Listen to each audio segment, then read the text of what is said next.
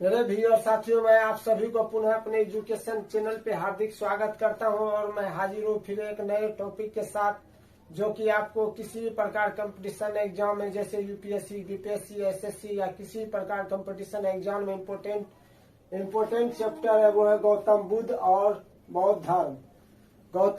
गौतम बुद्ध और बौद्ध धर्म से जो कि बराबर क्वेश्चन पूछे जाते हैं। गौतम बुद्ध या सिद्धार्थ, गौतम बुद्ध का ही नाम था सिद्धार्थ, जो महावीर के समकालीन थे। महावीर जो थे उनके समकालीन थे। उनका जन्म 563 ईसा पूर्व में शाक्य नामक क्षत्रिय कुल में कपिल वस्तु के निकट नेपाल तराई में अवस्थित लुम्बिनी में हुआ था। कहाँ हुआ था?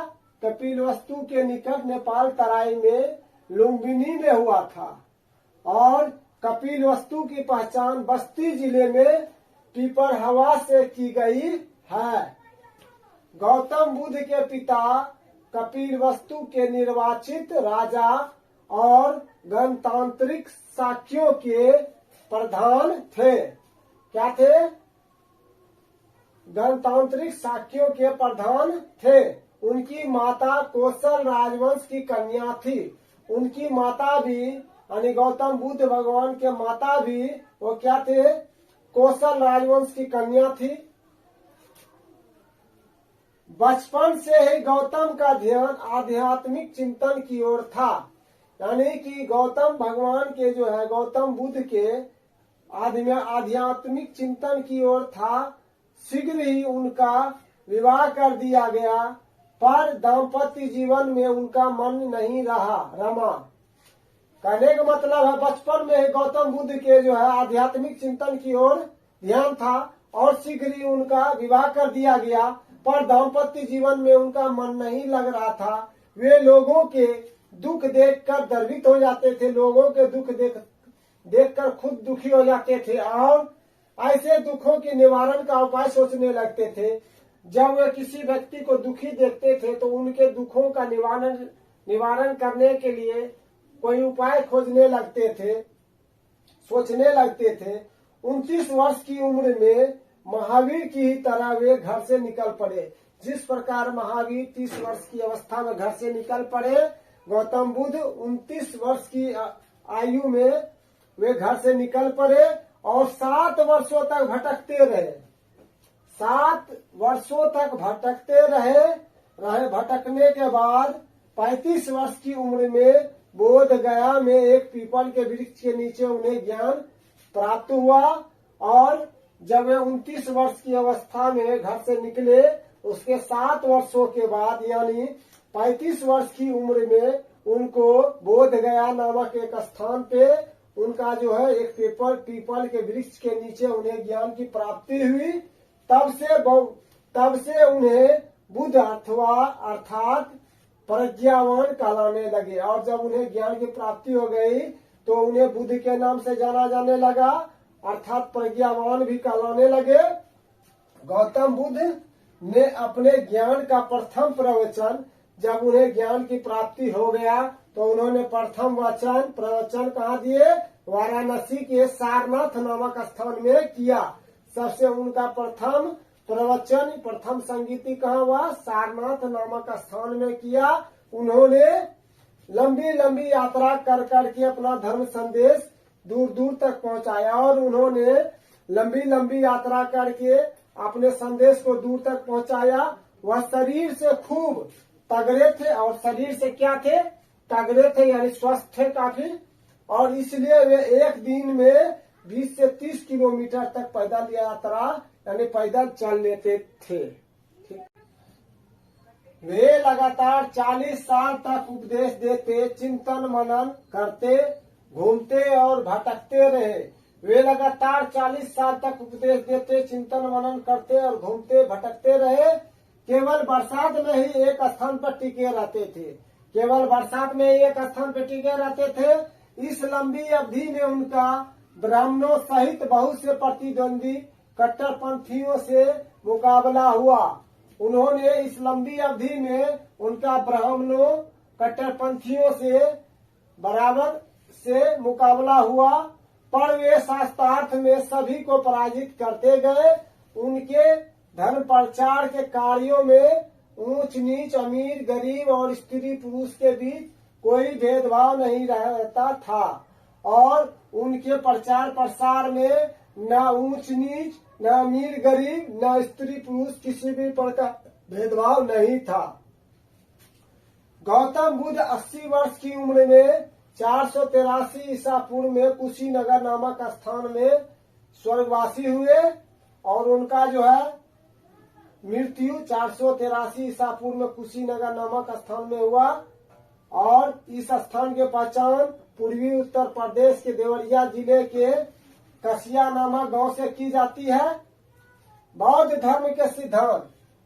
बुद्ध बड़े व्यवहारिक सुधारक थे और वे बड़े व्यवहारिक सुधारक थे। उन्होंने अपने समय की वास्तविकताओं को खुली आंखों से देखा और वे उन निरर्थक वाद विवादों में नहीं उलझे और वे निरर्थक किसी वाद विवाद में समय को गंवाना नहीं चाहते थे जो उनके समय में आत्मा, जीव और परमात्मा ब्रह्म के बारे में जोरों से चल रहे थे। और उनके समय में आत्मा मतलब जीव, परमात्मा ब्रह्म के बारे में जोरों से चल रहे थे। उन्होंने अपने को सांसारिक समस्याओं से लगाया और उन्होंने समाज में जो किसी प्रकार का समस्या था, दुख था, वे देखते थे और समस्या का निदान करने के लिए प्रयास करते थे। उन्होंने कहा कि संसार दुखमय है और लोग केवल काम यानी इच्छा लालसा के कारण दुख पाते हैं। और उनका कहना था कि संसार दुखमय है, लोग इच्छा और लालसा के कारण ही दुख पाते हैं। यदि काम अर्थात लालसा पर विजय पाई जाए तो निर्वाण प्राप्त हो जाएगा। उनका कहना था, उनका मानना था कि लोग अगर काम और लालसा, किसी चीज का लालसा, लोभ का त्याग कर दे तो उन्हें निर्वाण प्राप्त हो जाएगा, अर्थात जिसका अर्थ है जन्म और मृत्यु के चक्र से मुक्ति मिल जाएगी।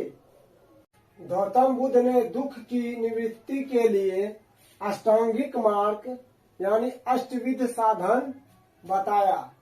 यह अष्टांगिक मार्ग ईसा पूर्व 3री सदी के आसपास के एक ग्रंथ में बुद्ध का बताया हुआ कहा गया है। ये 8 साधन है। कहने का मतलब है ये अष्टांगिक मार्ग का जो ये विधि का जो इसका जो वर्णन मिलता है ईसा पूर्व 3री सदी के आसपास एक ग्रंथ में बुद्ध का बताया हुआ कहा गया है। ये 8 साधन है। सम्यक दृष्टि, सम्यक संकल्प, सम्यक वाक, सम्यक कर्मान, सम्यक आजीव, सम्यक व्यायाम, सम्यक स्मृति, सम्यक समाधि।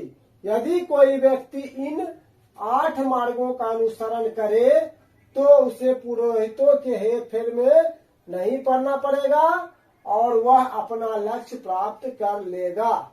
यानी जिन व्यक्ति को ये अष्टांगिक मार्ग यानी ये आठों नियम का उसे अवलोकन है यानी उसे मालूम है, उसे किसी पुरोहितों के फेर में नहीं पड़ना पड़ेगा और वे अपने लक्ष्य की ओर अग्रसर रहेगा और अंत में वो अपना लक्ष्य को प्राप्त कर लेगा। उनकी शिक्षा है कि न अत्यधिक विलास करना चाहिए और न अत्यधिक संयम ही। वे मध्यम मार्ग के प्रशंसक थे। उनका कहना था उन्हें मनुष्य को अत्यधिक विलास भी नहीं करना चाहिए और अत्यधिक संयम भी नहीं रखना चाहिए। वे मध्यम मार्ग के प्रशंसक थे। बुद्ध ने भी अपने अनुयायियों के लिए आचार नियम विनय निर्धारित किए। इस आचार संहिता के मुख्य नियम है पराये धन का लोभ नहीं करना चाहिए, दूसरे के धन का लोभ नहीं करना चाहिए, हिंसा नहीं करना चाहिए, नशे का सेवन नहीं करना चाहिए, झूठ नहीं बोलना और 5वां दुराचार से दूर रहना। सामाजिक आचरण के ये नियम सामान्य रूप से प्रायः सभी धर्मों में निर्धारित है।